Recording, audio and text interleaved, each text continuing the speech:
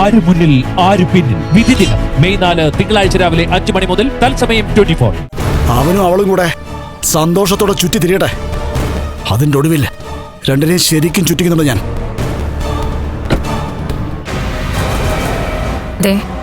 മുകളിൽ നിന്ന് 2 നോക്കുന്നുണ്ട്. ആ നോട്ടം അത്ര പന്തിയല്ല. ഇനി ആർക്കെങ്കിലും നമുക്കെതിരെ കൊട്ടേഷൻ കൊടുത്തോന്നറിയില്ല.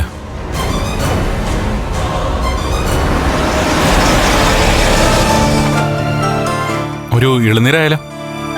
പുറത്തേക്ക് ഇറങ്ങണോ? ഇനിയിപ്പം പിന്തുടർന്ന് അവൻ ബാക്കിയും കൂടെ അറിയുന്നെങ്കിൽ അറിയട്ടെ.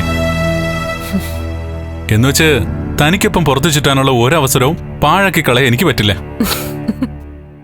വാ ഇറങ്ങ.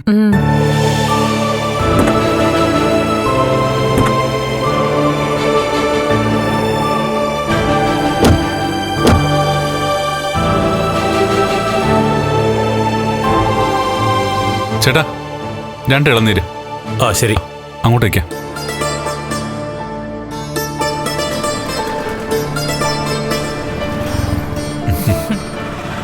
ഇനി പ്രോഗ്രാം എന്തൊക്കെയാ?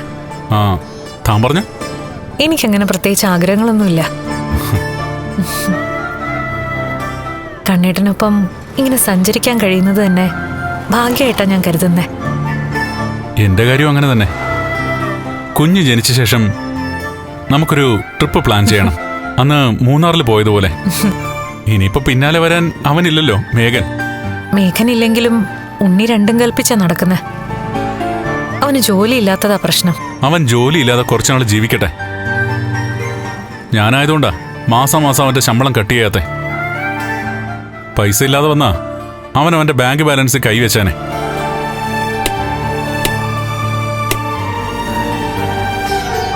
അങ്ങനെയെങ്കിലും അവന്റെ പിശുക്ക് മാറണം മഹി. സാറേ. ആ പിന്നെ ശമ്പളം കൂടി ഇല്ലാതായ അവൻ മറ്റൊരാളായി മാറും. അതുകൊണ്ടാ തൽക്കാലം അത് വേണ്ടാന്ന് വെച്ചിരിക്കുന്നത്. കുടിക്ക്.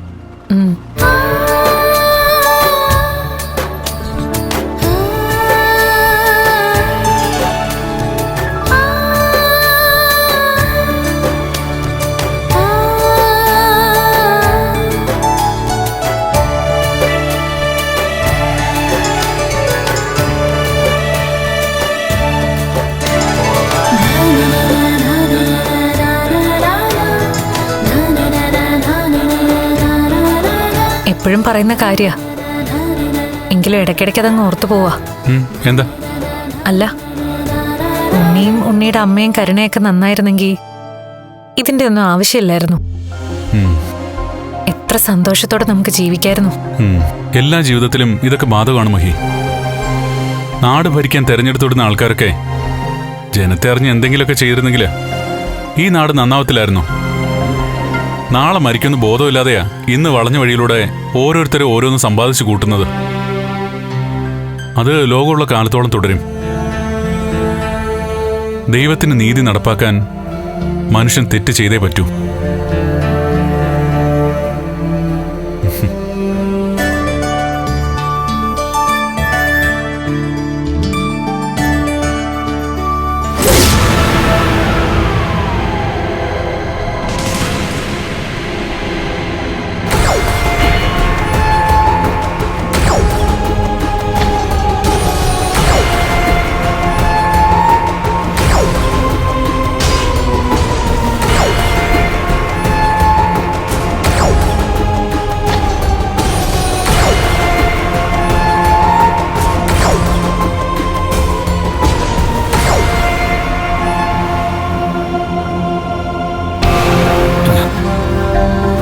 എടാ മോനെ, നമുക്ക് നമ്മുടെ പണി ചെയ്യാനുള്ള സമയടാ.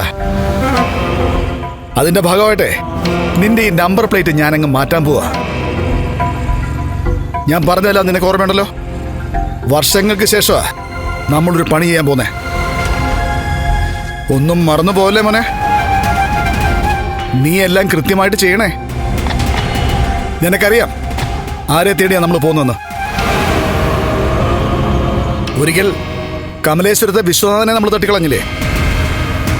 അന്ന് തൊട്ട് വീൽചെയറിലായി പോയ അവന്റെ മോനും ഈ സംഭവത്തിനൊക്കെ സാക്ഷിയായ ഒരുത്തിയുണ്ടല്ലോ, എന്നെ അച്ഛാന്ന് വിളിക്കുന്ന ഒരുത്തി. അവളെ വളർന്നങ്ങ് വലുതായി. എനിക്കും എന്റെ മോക്കൊക്കെ വലിയ തലവേദന ഉണ്ടാക്കിക്കൊണ്ടിരിക്കുക. അതൊക്കെ അന്ന് അച്ഛൻ പോയപ്പോ മോനും കൂടെ പോവാത്തതിന്റെ കുഴപ്പമാ. അതുകൊണ്ട് ഇനി വിശ്വനാഥന്റെ മോനെയും അവന്റെ കെട്ടിയോളായിട്ട് അവതരിച്ച ആ ലക്ഷ്മിയെയും നമുക്കങ്ങ് പറഞ്ഞു വിടാടാ.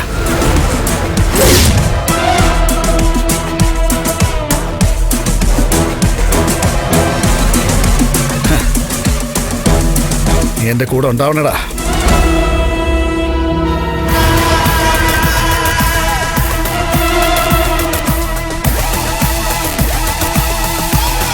വരാനിരിക്കുന്ന ഒരു അവസരത്തിന് വേണ്ടി നമുക്ക് കാത്തിരിക്കാം.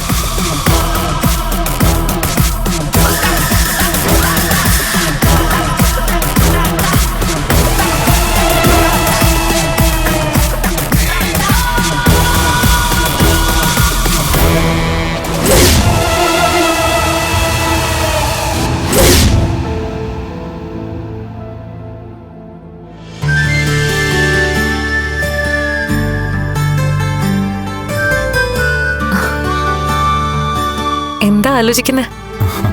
ഏയ് ഒന്നുമില്ല. നമുക്ക് ജനിക്കുന്ന കുഞ്ഞിനെ പറ്റി ആലോചിക്കായിരുന്നു. അത് മോനായിരിക്കോ മോളായിരിക്കോ? ആരായിരിക്കണമെന്നാ കണ്ണേട്ടന് ആഗ്രഹം? എന്റെ മനസ്സില് തന്നെ പോലെ ഒരു പെൺകുഞ്ഞു വേണമെന്നാ. എനിക്ക് കണ്ണേട്ടനെ പോലൊരു ആൺകുട്ടി വേണമെന്നാ. ഇനി ഇരട്ട കുട്ടികളാണെങ്കിലോ? അങ്ങനെയാണെങ്കിൽ അത് ഡോക്ടർ പറയില്ലായിരുന്നോ?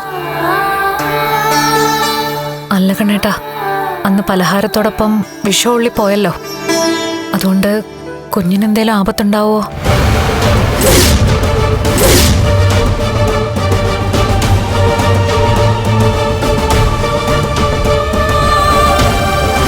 സ്കാനിങ്ങിന് ശേഷം കുഞ്ഞിന് കുഴപ്പമില്ലെന്ന് പറഞ്ഞപ്പോൾ തന്നെ പകുതി ജീവൻ വീണു. എല്ലാവരുടെയും പ്രാർത്ഥനയാണ് ആ കുഞ്ഞിനെ രക്ഷിച്ചത്. എങ്കിലും കുഞ്ഞിനെ കൊല്ലാൻ പാകത്തിന് മാരകമായ വിഷം ഉള്ളിൽ പോയതുകൊണ്ട് അതിന്റെ ചില പോരായ്മകൾ കുഞ്ഞിന് കണ്ടെന്നും വരാം.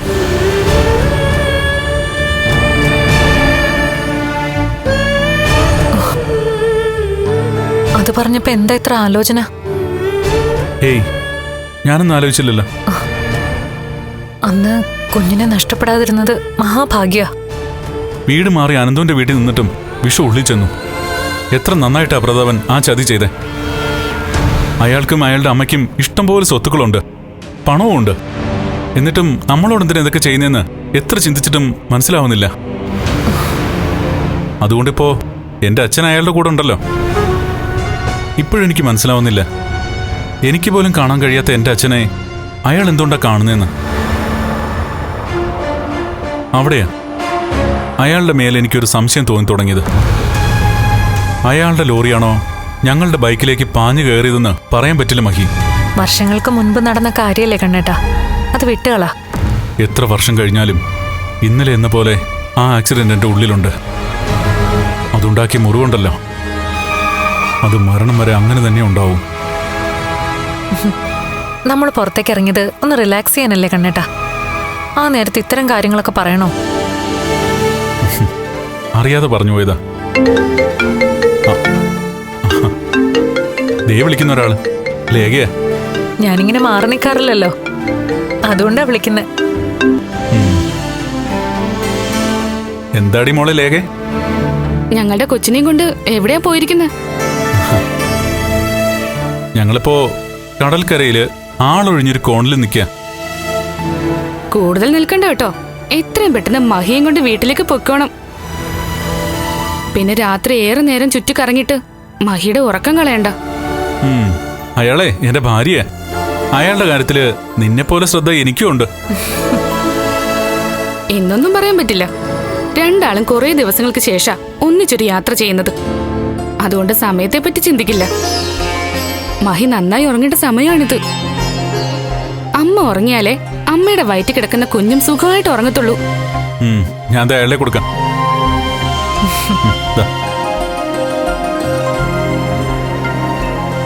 ലേഖേ, പറയാനുള്ളതൊക്കെ ഞാൻ ഭർത്താവിനോട് പറഞ്ഞിട്ടുണ്ട് കേട്ടോ. അതെ, എത്രയും പെട്ടെന്ന് കണ്ണേട്ടന്റെ വീട്ടിലേക്ക് പോവാൻ നോക്ക്. എന്നിട്ട് നാളെ രാവിലെ തന്നെ ഇങ്ങോട്ട് പോര്. ശരി ലേഖേ. ശരി. അവർ എൻജോയ് ചെയ്യട്ടെ ലേഖേ. അതിനിടയ്ക്ക് നീ എന്തിനാ അവരെ വിളിച്ച് ശല്യം ചെയ്യുന്നേ?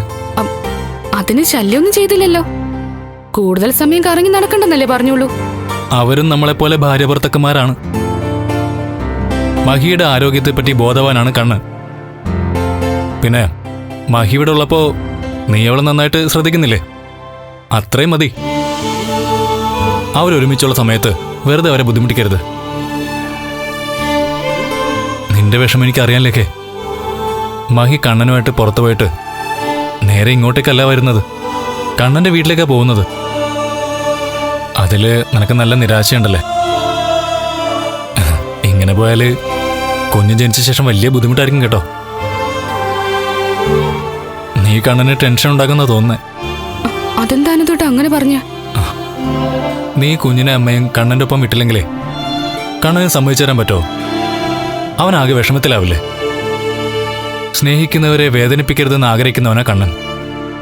അതുകൊണ്ടാണ് ഞാൻ പറഞ്ഞത് മഹിയെ വെറുതെ വേദനിപ്പിക്കരുതെന്ന്. മഹിയുടെ വയറ്റിൽ കിടക്കുന്ന കുഞ്ഞിന്റെ അച്ഛൻ കണ്ണേട്ടനാണെന്ന് ഉണ്ണിയും അവന്റെ അമ്മയും അമ്മാവനും ഒക്കെ അറിഞ്ഞു കഴിഞ്ഞു. അത് ഭയമായിട്ട് എന്റെ മനസ്സ് കിടക്കുക. അതൊക്കെ അറിയുന്നതിന് മുൻപ് തന്നെ ഇവിടെ താമസിച്ച സമയത്ത് ആ കുഞ്ഞിനെ കൊല്ലാൻ ആളെ വിട്ട കൂട്ടത്തിൽ അക്കരണയുടെ അച്ഛൻ. അങ്ങനെയുള്ളവര് ഇനി വെറുതെ ഇരിക്കുമെന്ന് അനന്തോട്ടന് തോന്നുന്നുണ്ടോ? അതേപ്പറ്റി ചിന്തിക്കേണ്ടത് കണ്ണനാണ്. അവർ രണ്ടാളും ഒന്നിച്ചുള്ളപ്പോ മഹിയും കുഞ്ഞിനെയും അവിടെ ആരും ഒന്നും ചെയ്യാൻ പോകുന്നില്ല. പിന്നെ ഇനി അവരൊന്നിച്ച് താമസിക്കാനല്ലല്ലോ പോകുന്നത്. അതുകൊണ്ട് എതിരാളികൾ കരുത്തരാണെന്ന് അവരുടെ ശത്രുക്കൾക്കറിയാം. രാമപാദം ചേരണേ മുകുന്ന രാമഭാഗ്യമാ. പ്രതാപം പോയ കാര്യങ്ങളൊക്കെ സാധിച്ചിട്ട് വരണേ എൻ്റെ ദേവി. അമ്മേ മഹാമായേ, എൻ്റെ കരുണമൊക്കെ സന്തോഷവും സമാധാനവും ഉണ്ടാകണേ. അവളെ കൈവെടിയരുതേ. അവളുടെ കുടുംബ ജീവിതത്തിൽ നാൾക്ക് നാൾ അഭിവൃദ്ധി ഉണ്ടാവണേ എൻ്റെ അമ്മേ മഹാമായേ ദേവിയെ.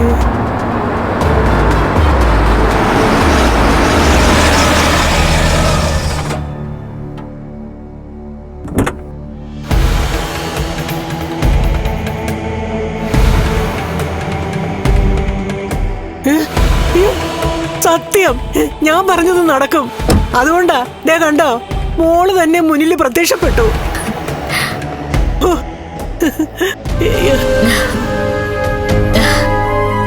എന്താ ഇത്ര സന്തോഷം? അതെ, ഞാനേ സന്ധ്യാദീപം വെച്ചിട്ട് കുറച്ച് കാര്യങ്ങൾ ദേവിയോട് പറയുമായിരുന്നു. ആ സമയത്താ മോള് വന്നേ. കണ്ണു തുറന്നതും മോളെ തന്നെയാ കണ്ടത്. പ്രാർത്ഥിക്ക് പ്രാർത്ഥിക്ക് പ്രാർത്ഥിക്ക്. എന്റെ ദേവി അമ്മേ മഹാമായ, എന്റെ അച്ഛൻ തീരുമാനിച്ചർപ്പിച്ച കാര്യം അതേപടി നടക്കണേ.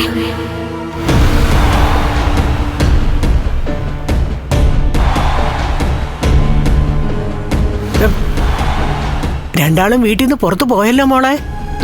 പോയി. പകരം മറ്റു രണ്ടുപേര് വന്നിട്ടുണ്ട്. ആ മഞ്ജു അവളുടെ കെട്ടിയവനെയും കൂട്ടിക്കൊണ്ട് വന്നിട്ടുണ്ട്. ഓ, കണ്ണന്റെ ലക്ഷ്മിയുടെ വീടല്ലേ? അപ്പൊ പിന്നെ അവളും അവനും വരണ്ടെന്ന് മോൾക്കോ ഉണ്ണിക്കോ ഉണ്ണിയുടെ അമ്മയ്ക്കോ ഒന്നും പറയാൻ പറ്റില്ലല്ലോ. അവിടെ നിൽക്കാൻ വയ്യാത്തോണ്ടാ ഞാൻ ഇങ്ങോട്ട് വന്നത്. അച്ഛൻ എനിക്ക് വേണ്ടിയിട്ട് സ്വന്തം ഭാവിയെ പറ്റി പോലും ചിന്തിക്കാതെ പുറപ്പെട്ടു പോയതല്ലേ.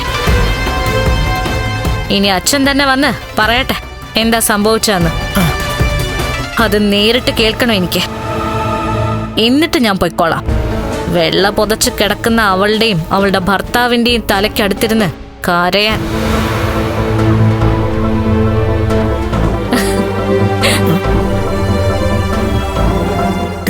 വരുന്നുണ്ട്. മോളുടെ ദേഷ്യമൊന്നും പുറത്ത് കാണിക്കണ്ട.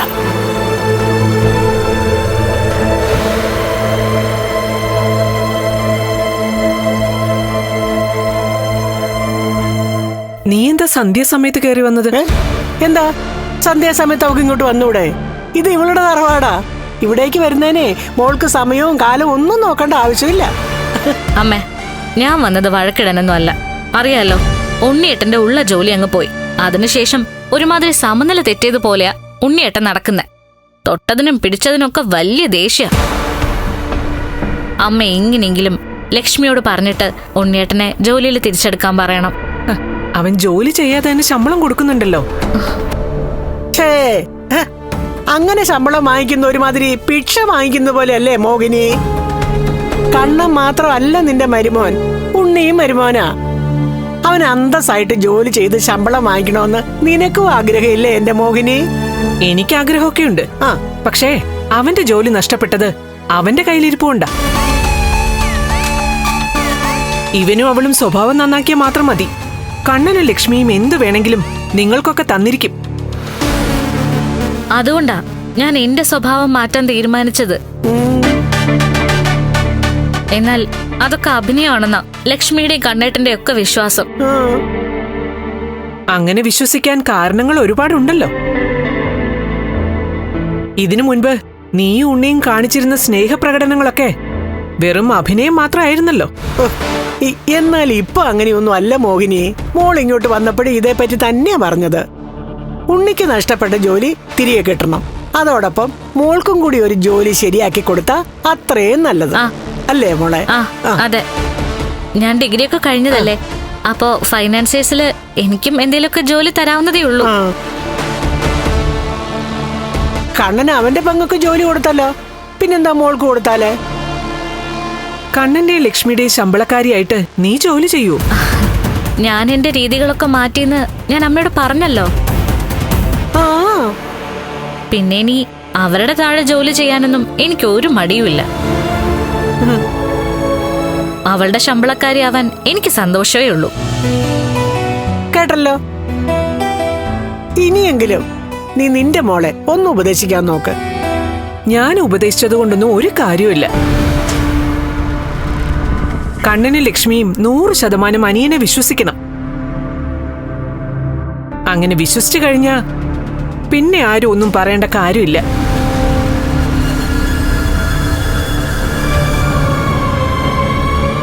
ദേ, നീ പോയി അവരുടെ മുന്നിൽ യാചിക്കേണ്ട കാര്യമില്ല. ഞാൻ പറഞ്ഞല്ലോ, നിങ്ങൾ ആഗ്രഹിക്കുന്നതൊക്കെ നിങ്ങൾക്ക് കിട്ടിയിരിക്കും. അത് ജോലി മാത്രമല്ല, ചിലപ്പോൾ മറ്റു സമ്പത്തും അവര് നിങ്ങൾക്ക് തന്നിരിക്കും. അവർക്ക് വേണ്ടത് പണവും പത്രാസൊന്നും അല്ല, സ്നേഹിക്കുന്ന ആൾക്കാരെയാ, വിശ്വസിക്കാൻ കഴിയുന്ന ആൾക്കാരെയാ. അത് പക്ഷേ ഇതുവരെ നിങ്ങൾക്കാർക്കും മനസ്സിലായിട്ടില്ല, അതാ കുഴപ്പം.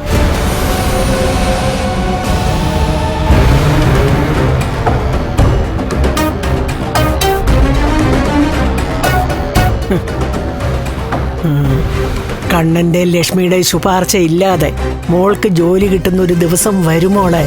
ഉണ്ണി കമലേശ്വരൻ കമ്പനി ഭരിക്കുന്ന ദിവസം വരും. അതിനിനിയും കുറച്ചു മണിക്കൂറുകൾ മാത്രമേ ഉള്ളൂ.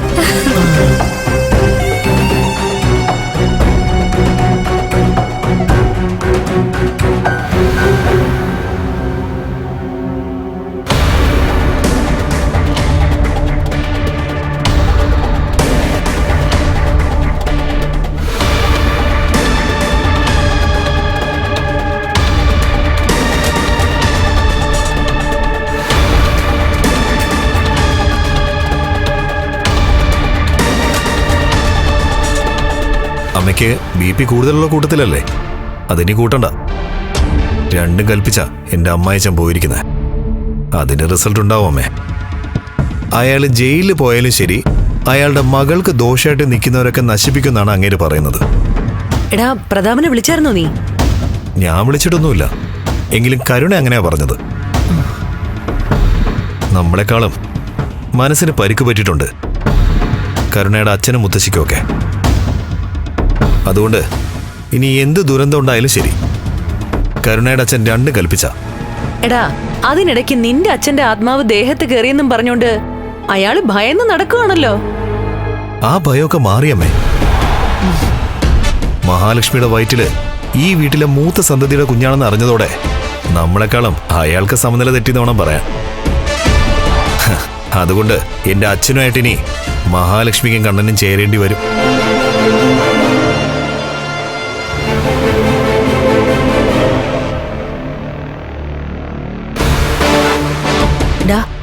ദേ, ഇപ്പൊ ഒന്നും മിണ്ടണ്ട. മിണ്ടാനുള്ള അവസരം വരും, അപ്പ എന്തെങ്കിലും പറഞ്ഞാ മതി.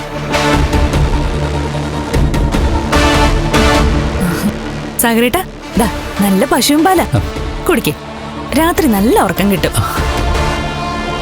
ഇതുപോലൊരു വീട്ടില് ആദ്യമായിട്ടായിരിക്കും കഴിച്ചു കൂട്ടാൻ പോകുന്നത്. അങ്ങനെ നോക്കുമ്പോ ഇവിടുത്തെ ഫസ്റ്റ് നൈറ്റ് അല്ലേ, അപ്പൊ ഒരു ഗ്ലാസ് പാലൊക്കെ കൊടുക്കുന്നത് നല്ലതാ. ഈ പറയുന്ന ആൾക്ക് ഇവിടെ നിർത്തി പോയായിരുന്നല്ലോ സ്വന്തം ഭാര്യ. അവൾ ഒരു ഗ്ലാസ് പാലെങ്കിലും ഇയാൾക്ക് കൊണ്ട് തന്നിട്ടുണ്ടോ?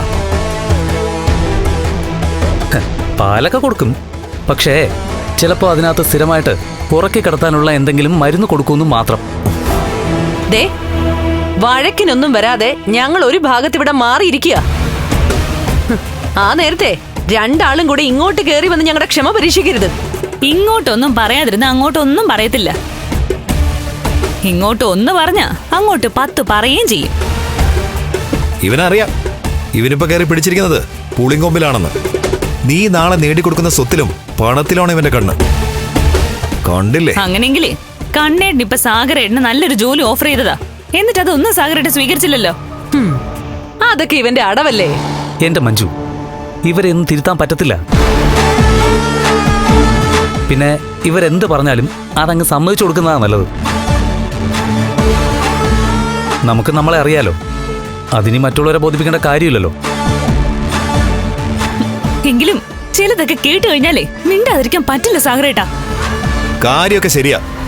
നിന്റെ മൂത്ത ചേട്ടൻ സഹായിക്കുമ്പോ ആ സഹായം നീ നിന്റെ പേര് തന്നെ ആക്കിക്കോണം. ഇവന് കാശ് കൊടുക്കരുത്. കാശ് കൊടുത്താലേ ഇപ്പൊ തന്നെ ഇവൻ അടുത്ത ആളെ കണ്ടുവച്ചിട്ടുണ്ടാവും അവളോടൊപ്പം ജീവിക്കാൻ. അത് ഞാനങ്ങ് സഹിച്ചാ പോരെ? ഈ പറയുന്ന ആള് സ്വത്തിനെയും പണത്തിനെയും ഒന്നും സ്നേഹിക്കാത്ത ആളാ. ഇയാൾക്കും എന്റെ അമ്മയ്ക്കും ഒക്കെ സ്വത്തിനും പണത്തിനും ഒന്നും ആർത്തിയില്ലായിരുന്നെങ്കിൽ ഏട്ടനും ഏട്ടത്തും ഒക്കെ ഇവിടെ സ്വസ്ഥമായിട്ട് ജീവിച്ചേനെ.